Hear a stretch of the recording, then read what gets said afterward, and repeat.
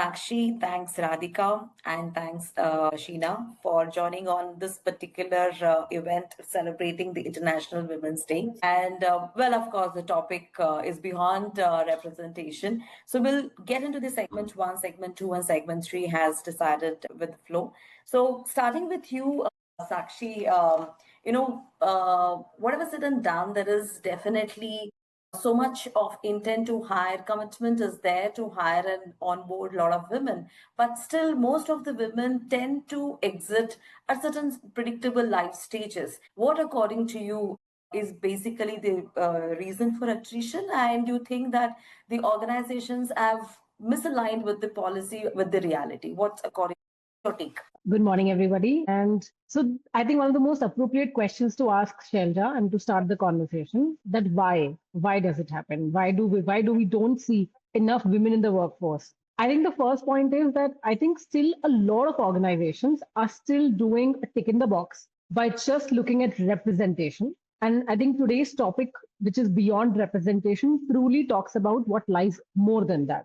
I mean, it is never just about having enough gender balance in the organization because, I mean, that's just the baseline, I think, which we've crossed like ages ago. While I say that, I think the real reason for the kind of attrition that we see across the workforce and women is through various life stages. I think the first life stage is marriage and maternity. And I think marriage, maternity, what is asked from a woman, from like a society, I think they have to give it back because that's the conditioning that we all sort of born and brought up with. That is where they sort of take back everything and they put, as you rightly said, they put their sort of career at the backstage. There are very interesting facts about this. Women spend about 305 minutes every day on just the chores, from kids to families to kitchen to everything, versus men doing just 86. Yeah.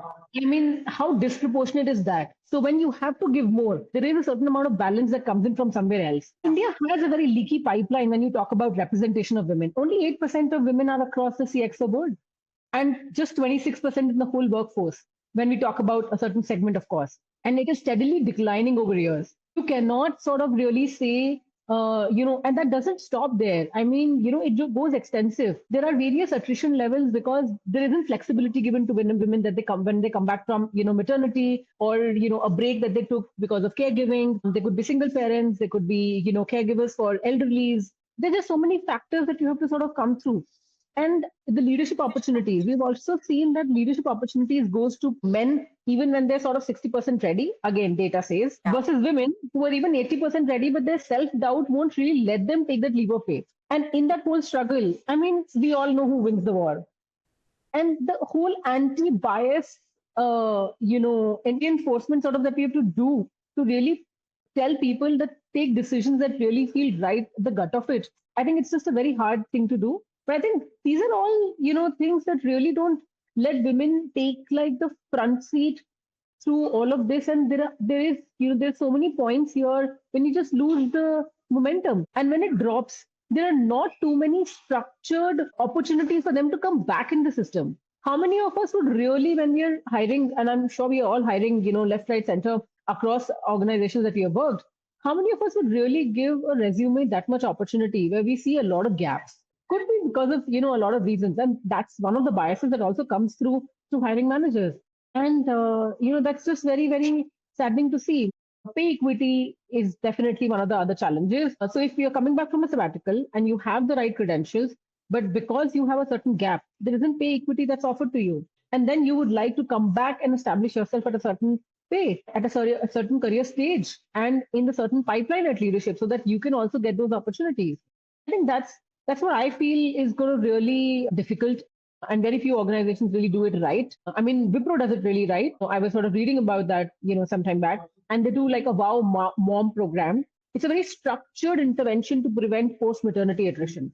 And they provide transition support, manager sensitization, they reintegrate pathways. And that's what it is really. I mean, they go beyond the policies really then and make it work.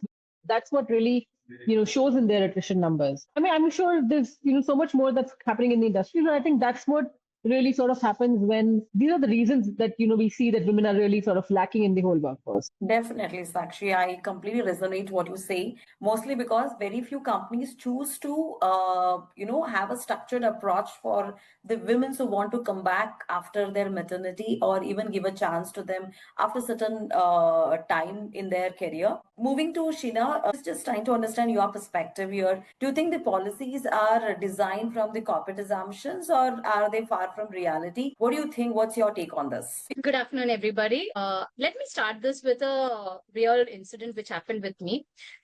In one of our board meeting, we were all waiting for the chairman. So one of the director casually said, "Hey, Sheena," and everyone joined him. Huh?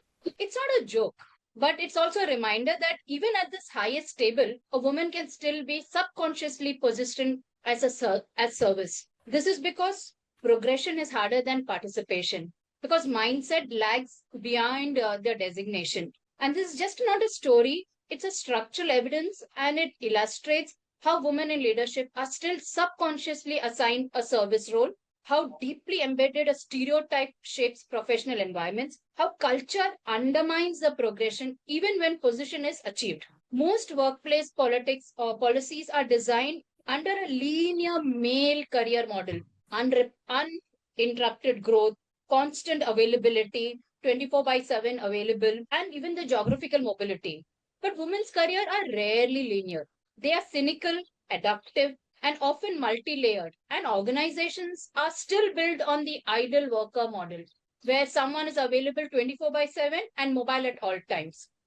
So yes, policies are frequently built on assumptions like maternity is the Yeah. only major life disruption. Yeah. If we offer leave, the problem is solved. That compliance thinking, not lived reality thinking. Mostly the most poorly supported life state transitions, as what Shailaja ma'am was, Shailaja no, Sakshi, Sakshi. yeah, Sakshi was just talking about.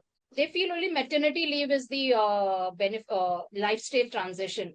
We have policies, we have maternity leave existing, but that's only a policy, but very poorly executed. I see problems everywhere. What is missing is basically role continuity planning, structured returnship pathways, performance goal recalibration, or any project relocation without career penalty. Many women, when they return back, they see that their projects are reassigned. The expectations are unchanged. Leadership confidence has already reduced. And the only thing which is protected is the leave. The leave is protected, but the career often isn't. The real drop down happens after the 16 and 18 months of return. But during the maternity leave, everything is fine. I mean, you are too busy with your child, so you don't even realize it. Get Then that. you're saying So something. yeah. So I mean, what happens is when they come back, also their roles gets also changed. They're given Yes, lesser responsibility because they believe that they'll not be able to give that dedication which they would have given much before the maternity. exactly. So That's what I think exactly I said. Yeah, it's that's reassigned, confidence have been lost. And every time there's a fear which is moving around, she will leave and go. Anytime. They're just yes, ticking the clock. You will, true. any change in the behavior, see, she'll put her papers today. And it does happen because she also sees the change, the pressure, the child's pressure, the work pressure, everything has changed. Her body has gone through changes. Her responsibility has increased. The emotions have changed. She's always thinking about her child, whether the child has had is okay, whether she's sleeping, whether the child is awake, what is she doing. So she's constantly thinking, but the True. environment is still the same. People around are still expecting that. So change goes both ways. Transition is Correct. just not after maternity. In fact, people will believe during the age of 30, 40s, when you're in your mid careers, then again there's a change because then your child is growing. Your parents, True. your in laws are getting old. Expectations Yeah. have changed. True. There are various life stages. One could be maternity, then comes your the children might be in your board exams and thereafter. Uh, So there could be different Teenage stages that comes way. in, the child's teenage comes in, whether my son is doing the right thing, whether they're in the right company. Then there's a call coming from the school. Then the mother has to run. The child is unwell. Mother has to run. I mean, I very rarely have seen a man doing that in my entire career. I'm not denying. Nowadays, it's still changing. The world is moving towards where it is a shared responsibility. Response. The moment the guy does, he's become henpecked. देख femaleness को पकड़ के रखा. True. Why? अरे वो करेगी ना. So this, if we do it, the entire thing is, oh, she's not bothered about her child, she's not bothered about home, she's only about career. So it becomes a guilt for every time for us. We should not think about our career. Exactly. People who actually balance it off. If we all are sitting in the stable, today we all have gone through that journey. We have sacrificed a lot, but still achieved because we know how to balance it. We are multitasking and multi-layered people. I agree with you, Sheena. Another important question that comes up, Radhika, this is for you. You know, the managers play a very important role in this scenario when the at different stages when the women's exit and when they want to come back. You know, unless the managers are able to shape up the women's career there or even be supportive for them, it doesn't really move. What's your opinion about this whole scenario? Because the organization culture might be there, at the end of the day, the manager plays a key role that way. Absolutely. Thanks for asking this question. And I think, like the previous women have truly pointed out, that a woman's life path and a career path is not a one size fit all. I think each one has their own story and they have their own battles to fight. Extremely important for a woman that her manager is supportive and also inclusive. And most of us dream to either have one or be one. And a lot of effort is being made in this direction. Like somebody pointed out, the different life stages, if you look at a career path for a woman, I would say we can break it into 3 buckets. And that's where, the manager has to wear the right hat to support her. So first would be the rise, segment of a woman's career path, where she's at the earlier stage of her career. She's kind of building up on her essential skills. She's trying to identify her strengths. She's trying to overcome certain syndromes or certain fears, and she's trying to get used to the workplace dynamics. So the role the manager plays here is again extremely important to make her feel a part of the team, make her feel welcome, right? Then is when she moves on to the next phase, is when I would say is a very crucial path in her career path, so to say, which is called as the lead segment. At this point in time, she has become a mid-career professional. She's kind of managed to get into the aspect of thinking strategically. She's working and enhancing her communication skills. She has her own team to manage. And this is a very crucial and a critical life stage as well as a career stage for a woman, because as rightly pointed out, this is also the time when you take up additional responsibilities both at the workplace and at home. And as I said, there is no one right answer. Each one, each woman has her own path. And again, here the role of the manager becomes very important as to how is it that you're lending a supporting hand, right? Because at the end of the day, it's all about balance. And we all have recruited women, or we all have women in our teams who are kind of donning multiple hats, who are kind of doing multiple roles and trying to juggle. So at this point in time, what she needs is a kind of a self-assurance and a confidence that, yes, I'm there with you. I know what you're going through. Maybe the manager would not have gone through all the experiences which that particular woman is going through. But what is very important is that she's given an assurance, because she herself is asking a lot of questions to herself in her mind. And she's also trying to kind of be that, combating that superwoman syndrome, which is also kind of leads to a lot of guilt in a lot of women. So one thing is that you don't have to be a superwoman. You just have to be a normal woman and kind of go through all that life has to offer to you. And it's not about being perfect. It's about progressing on the right path, right? So women need to understand it's progress over perfection. So perfection is a virtue, and it's like you don't have to stress yourself by saying that I need to be perfect in this and in this and in that.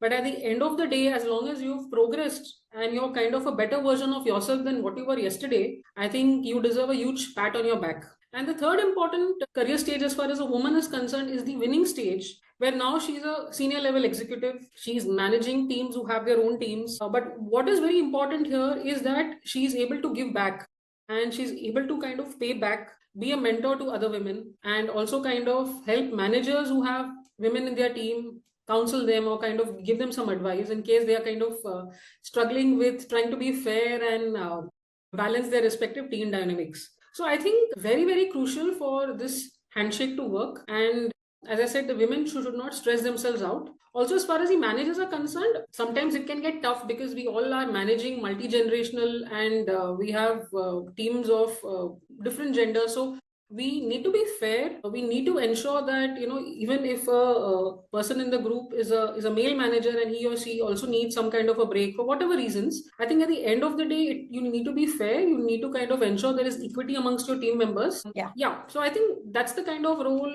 an important role, a crucial role that a manager has to play. Definitely. So from all the conversation from three of you, what we realize is unless and until the women takes the ownership to participate on our own interest, no matter how many policies and infra that you build in, it will not be of much helpful. So that ownership has to come from a woman in whichever career stage they are. I mean, just shifting to the other dimension of the topic that we have, that is basically unless we have a strong infrastructure, there is a strong policy which has been there is an employer's accountability becomes very crucial. So from that perspective, Sakshi, over to you. Now, basically, the career breaks does happen in a particular thing in the life stage. So what according to you feel that and women has to hold upon, and how do they reinvent themselves so to ensure that the continuity is being there? I think it all starts with the fact that the infra that's sort of being provided to, by organizations, it should not be optional. It should be mandatory. Right. If that remains optional, and the inconsistency that's there today in the whole adoption becomes better, I think it'll become easier for women to really take that step. The quality and enforcement to drive, interventions to sort of bring them to life in letter and spirit, I think that's the first step. I think there are so many things. If there are unstructured sort of things in an organization and there is societal pressure, there's restrictions that you feel that are around you, I think as a woman, really come alive and take that sort of stage again. One of the things that people should do is to come around the stigma that's there around flexibility. 96% of Indian women believe that using flexible policies will hurt their career progression. I think what we really need is an open dialogue. And as from organization, what we need is, programs to sensitize managers for them to be able to understand how do they deal with such situations. Because you cannot let the managers sort of, roll with it as it comes. Because of course, if there are so many women on their teams, every woman will be going through something different. And as a manager, you should be able to sort of understand that. And secondly, you should be able to provide that platform to managers to sort of equip them, train them. Not everybody may not be easy for everybody to really, take on that conversation. 94% of the women also don't have these conversations because they believe that workload will not be adjusted even if flexibility is granted. They don't take that conversation forward for the flexibility. Hey, my kid is not well today. Can I work from home? Today is a very important presentation, but in the morning, the scenario is such that I can't leave home. How flexible are you to even have that conversation? I think that whole culture needs to be driven. So policies exist at a lot of places, but are not normalized, are not manager supported. I think that's what the biggest challenge that we sort of have to really come through. 1% of women, and this is what Deloitte sort of study says, which is just as recent as 2024, it says 91% of women don't feel comfortable discussing work-life challenges with managers. So the whole, sensitivity, support that you need to give to the managers as well becomes equally important. And that's irrespective of men and women, but we all understand at that stage, you'll mostly be facing men versus women. And when you are not even comfortable talking about, your challenges, there could be solutions ready for you to sort of adapt into. But it doesn't happen. I think also from an infrastructure point of view, have that conversation on how can you, fill that gap for childcare? How can you have flexibility towards mobility? How can you feel more safer? As of course, some of my colleagues here were saying that, you always have at the back of your mind something that's going on. This hasn't happened. That hasn't happened. I have 100 things to do. I think as women, we also need to delegate, create an ecosystem around us, to really support what we really have to achieve. And I don't think what I'm going to say next is going to be very alien to everybody, because I'm sure you would have either heard it or, believed it, said it at some point in time. It takes a village to raise kids. I mean, that's what I hear all the time, by mothers, young or otherwise around me. And when that happens, I think you need to voice it out. You need to tell, this is what I want. This is what will help me be on track. This is how I can achieve what I can achieve.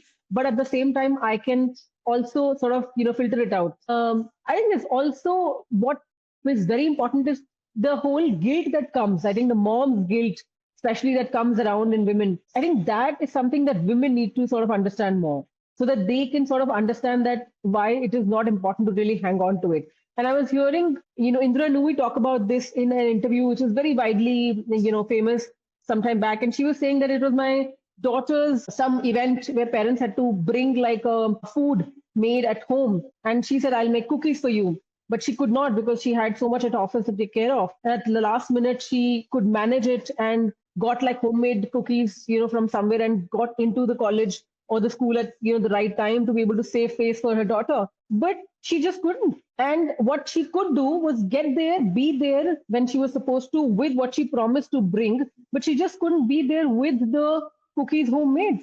And that was she said I was okay with it. And the whole message in that conversation was that it's okay to not being able to do something. And I think, we were just talking about how we always feel that we are the superwoman and we have to do everything. But it's okay to not do everything. So I think we have to tell ourselves that we can't do everything. We have to tell ourselves it is okay to take support. It is okay to have that conversation with managers, with families, openly to be able to really move ahead in life. And policies exist, implementation fails. I think we all know that. It is also to take that reins in your own hand to be able to say, no, I would want to make that difference and take that initiative. So when tomorrow that promotion is up for grabs, don't think I can't do it. Nobody's ever ready for it. Not the colleague that, who thinks he is, and especially he. Go for it. Say that I want it. Worst will happen is you will not get it. But at least the whole journey of being able to saying that I want it, and what really matters is the whole experience. And I'm sure, there'll be people around to support you. So I think we just need to have that conversation, say what we really want and not be in the hiding. I think that's what I would say would really work for women to come back in the limelight again. Definitely. So I'll just sum up in two things what you said.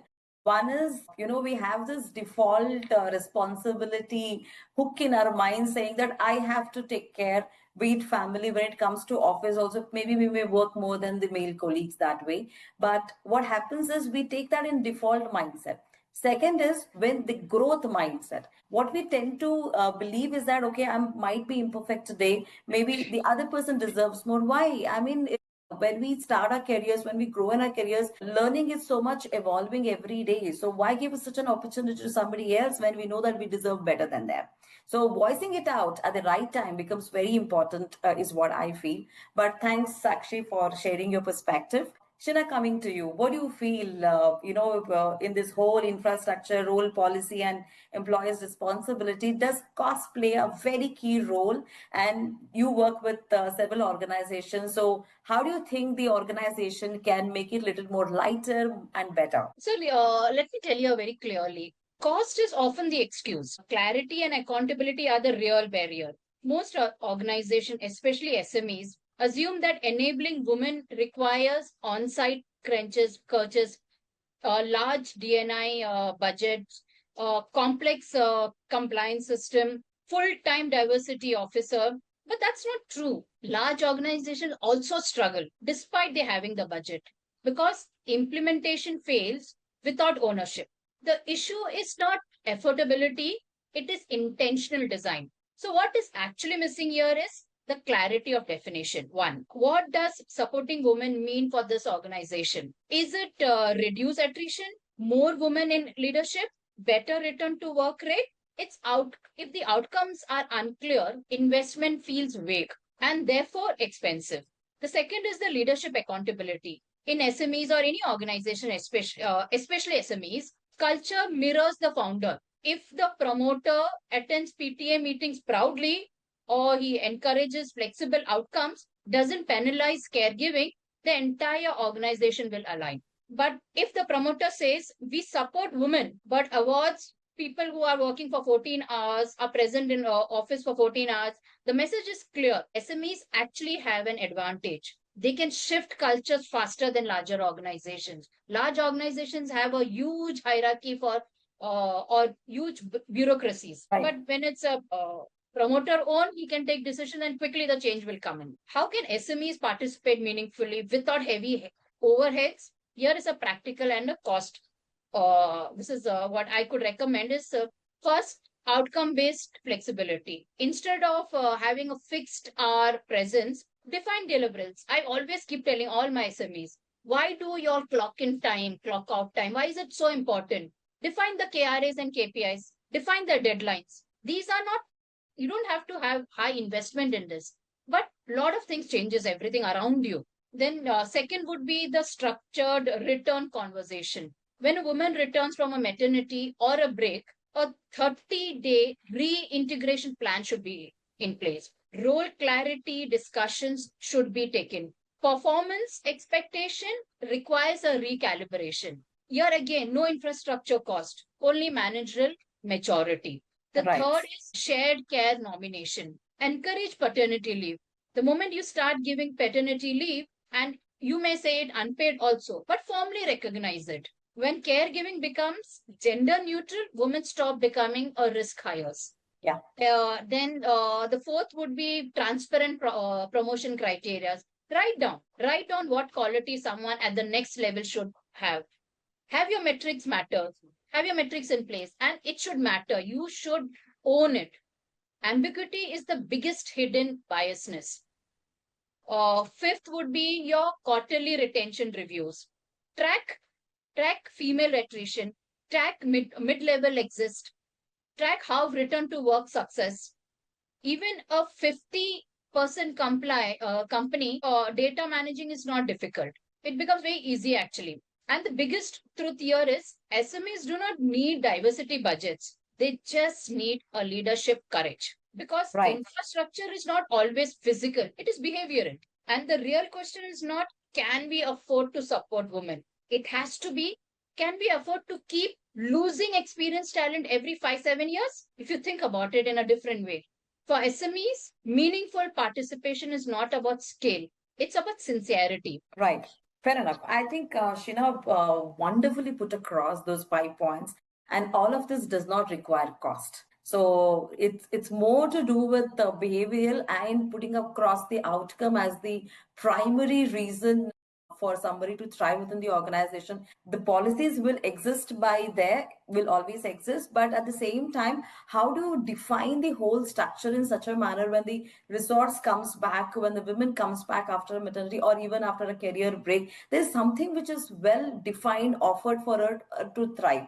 I think that has been put across very well by you. Radhika, what's your take? I think where exactly is the investment has to be done? Is it on the safety, transport, or digital access? What exactly is your take on that, and where exactly you feel that the investment need to be done? Radhika, you Radhika? Yeah, sorry.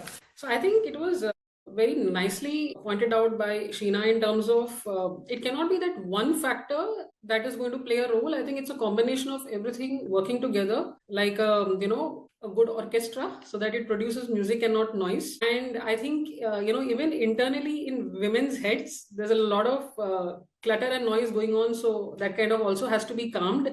And I think the combination of both online, offline, and also one most important thing is the maturity and the behavior that the manager or the organization brings to the table. So, coming from a background like retail, what happens is that we have a lot of women who do exceedingly well on the shop floor because, again, selling and retailing comes very naturally to them. So when I'm hiring also, then I kind of keep this in mind because we have women then who go on a maternity break, and when they're about to come back, they're also questioning themselves. So as a manager or as somebody who's kind of wanting them to come back and also contribute to the organization, there have been occasions where we have helped them find the right childcare facility within the shopping mall premises or within the store premises. Also allow them to take breaks to kind of go and take a look at their kid or feed their kid, so on and so forth. So whatever can be managed, as Sheena rightly pointed out, everything is not about money, but at the end of the day, it's about empathy. And what I also feel is that as managers,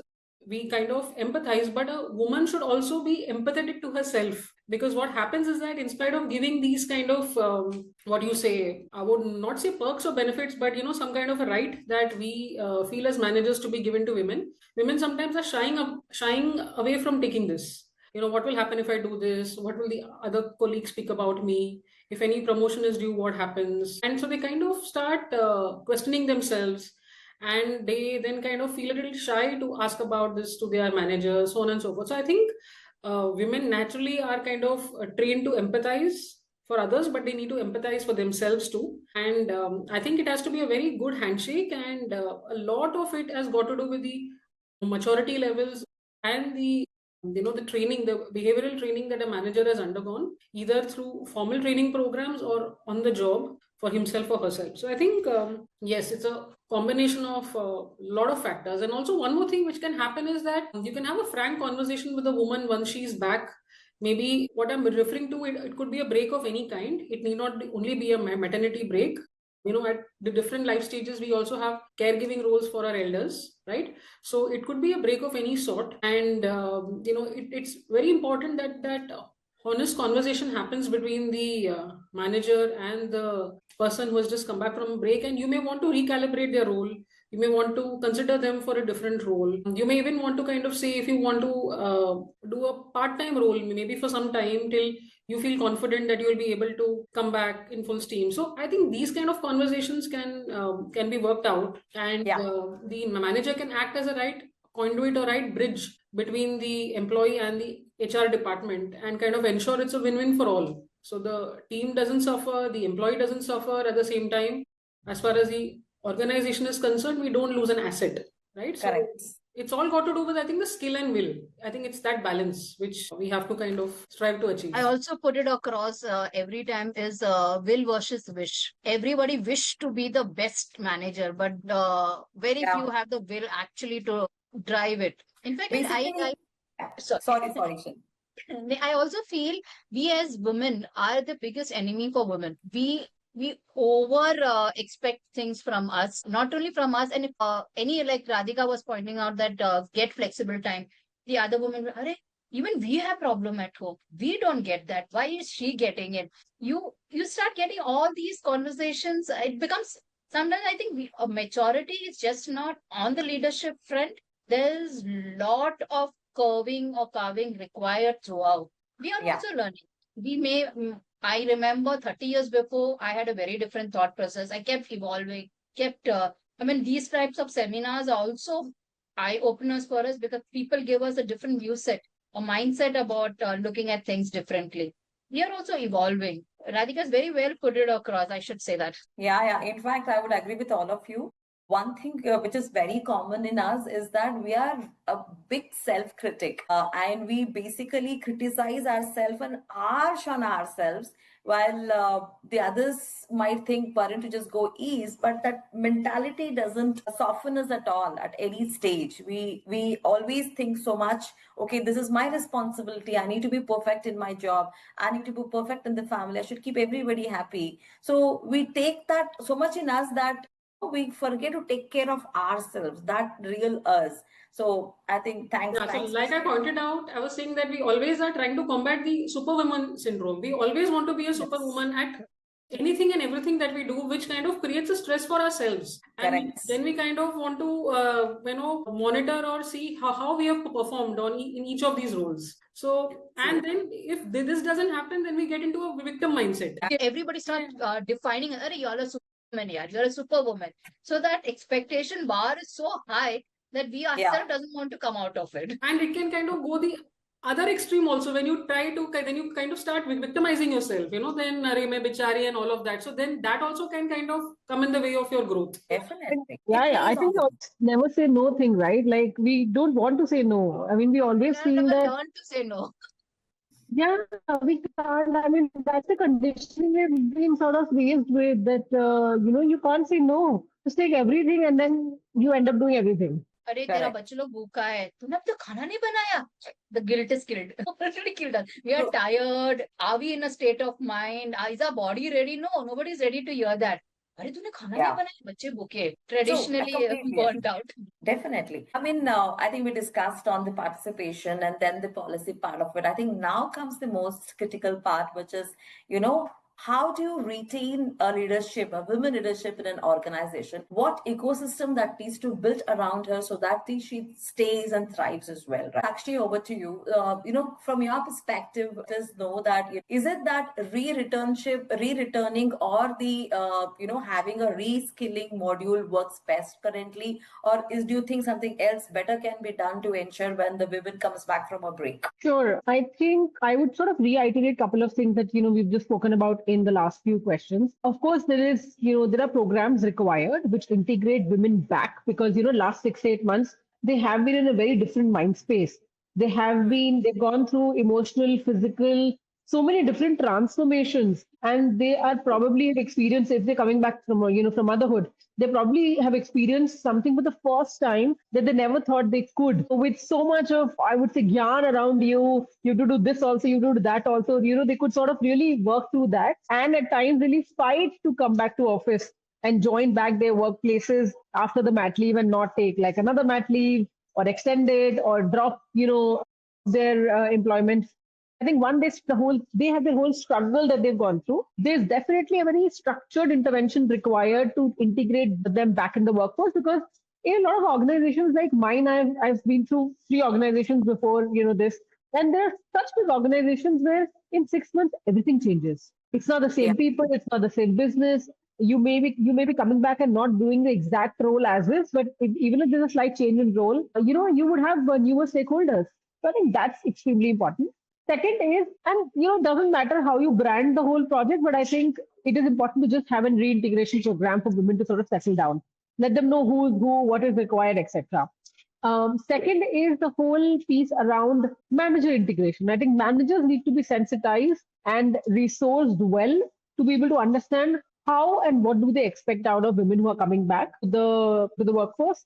How do they sort of manage them as managers? They should not, of course, feel that if I give them too much space, I'll be reprimanded at the end of it. So even that needs to be taken care of. So I think they need to be sensitized on how do you set up, their goals. And I think Sheena was mentioning that we need to very well define what will they deliver, from flexibility point of view, deliverables point of view, all of it. I think that's very important for managers to sort of realize that. And I think as HR, we should facilitate conversations between the manager and the employee because sometimes that sensitivity, even after you embed so much of it, is not there in letter and spirit. I think our role is to really just be there and encourage both the parties to really have that conversation, encourage those sort Right. of things.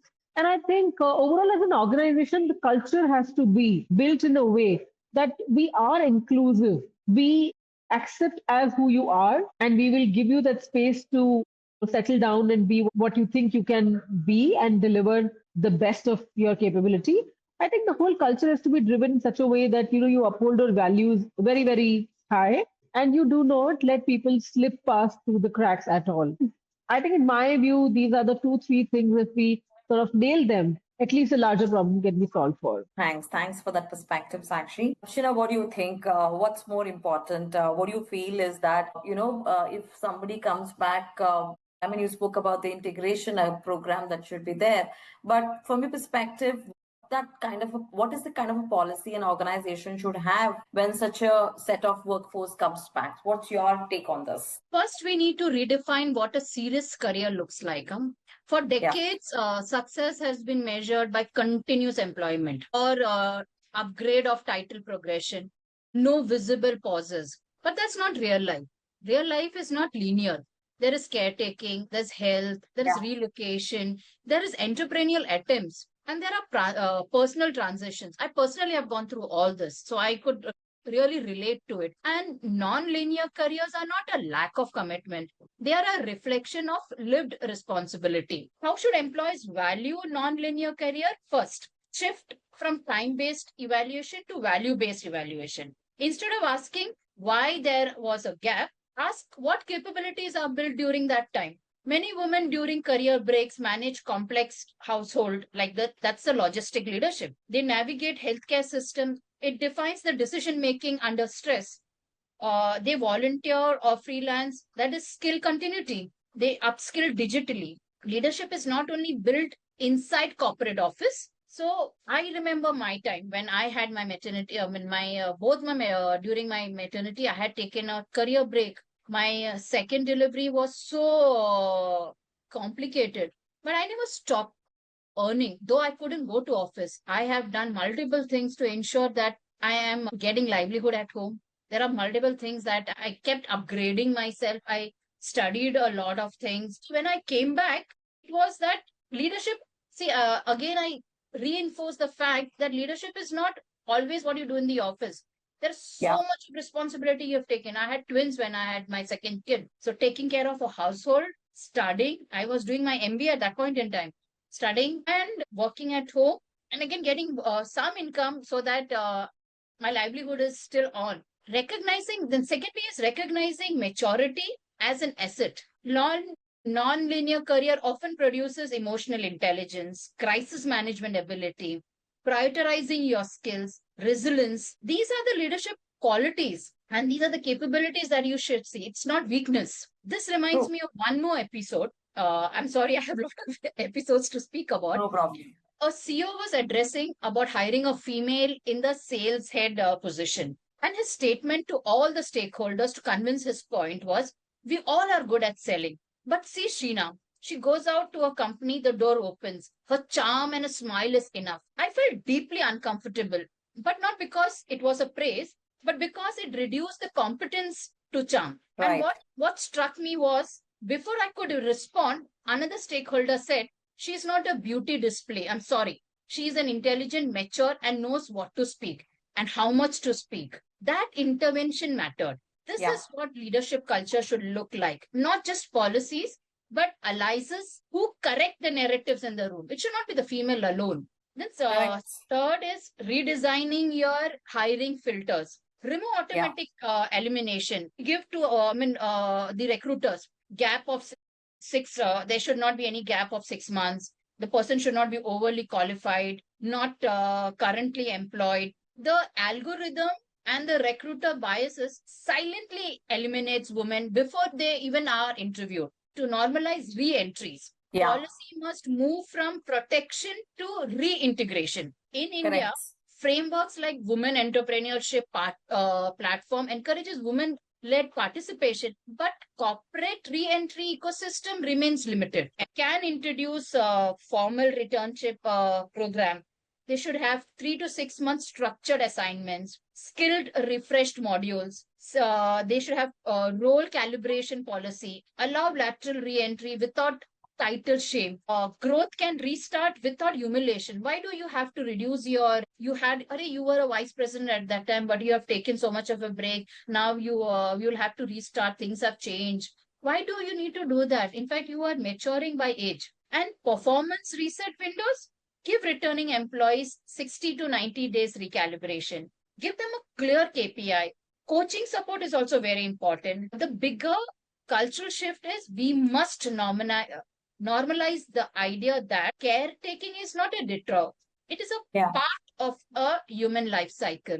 If organization designs for 40 years career, they must accommodate 2 to 5 years of pause within themselves. Otherwise, we are building leadership pipeline. See, the future of work will not be defined by uninterrupted careers. It will be defined by organization that can retain talent across interruptions. The question is not whether careers are linear. The question here should be whether the leadership systems are flexible enough to honor real life. Fair enough. Agreeing to you. Radhika, what do you feel that in case if the organize, what is that structural change an organization has to adapt to ensure that there is a continuous leadership pipeline gets built across? What's your take on this? Yeah, so I think I kind of echo the thoughts of Sakshi and Sheena, but I would want to sort of summarize it by saying that, the mindset that the organization should adopt is that of an ally. They should have an allyship mindset, because what happens is that that's again a very crucial point of time in spite of whatever break the woman is coming from. So one is being confident. You need to ensure that you provide the right psychological safety to a woman, because again, there's a lot of insecurity that's playing in her head. You will have to, like Sheena pointed out, arrange leadership programs. So be her partner in preparation, right? So it could be preparation for a new role or some kind of new KPI that you've added. So it could be of any type, but as an organization, you need to be a partner in her preparation. Second important role that comes under allyship is like being a coach. Again, extremely important, because now you have to reinforce that thought in her that she still has purpose. She needs to have an ambition. Everything is not over yet. It's about a new beginning, and she needs to develop a more broader perspective because of the experience now that she brings on the table, right? So that's the second important role of an ally that an organization has to provide.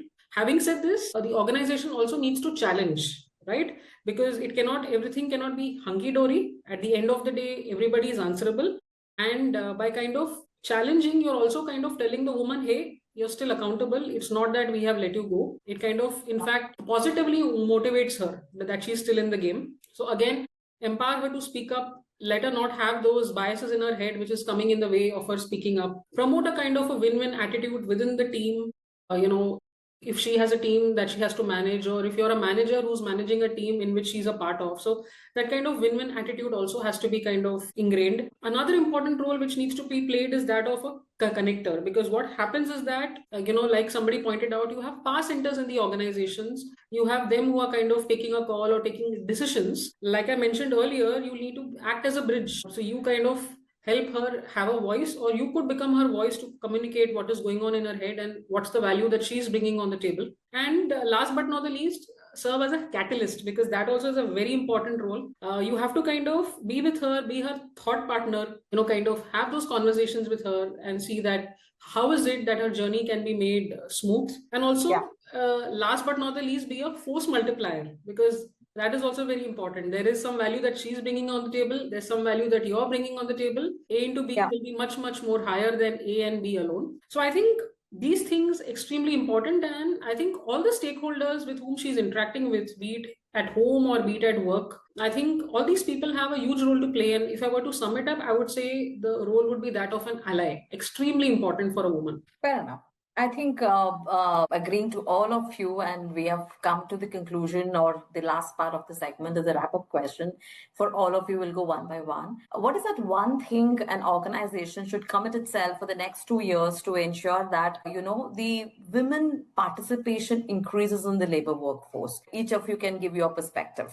It's actually Sakshi? a tough choice between a couple of things, that are running my mind after hearing Radhika and Sheena so much. I think I would say, and great perspective. I think I really enjoyed the conversation so far a lot. So thank you, Radhika, thank you, Sheena. But I think the one thing if an organization really has to do for the next 2 years is to make sure that there is no biasness in, there is an anti-bias reinforcement in some of the very basic things that we do as an organization. I think if we are able to remove bias from hiring, from encouraging talent to grow, from if we remove bias from the conversation, I think it really solves for a lot of problems for the next 2 years. At least we will stay true to our word of giving equal opportunity and being an equal employer to men, women across the organization, and even others. Wonderful. Thanks, Sakshi, for that. Shina, what do you say about this? If organization has to commit just one change, it should be make managers accountable for women's retention and progression, not just hiring. Make it a KPI for them.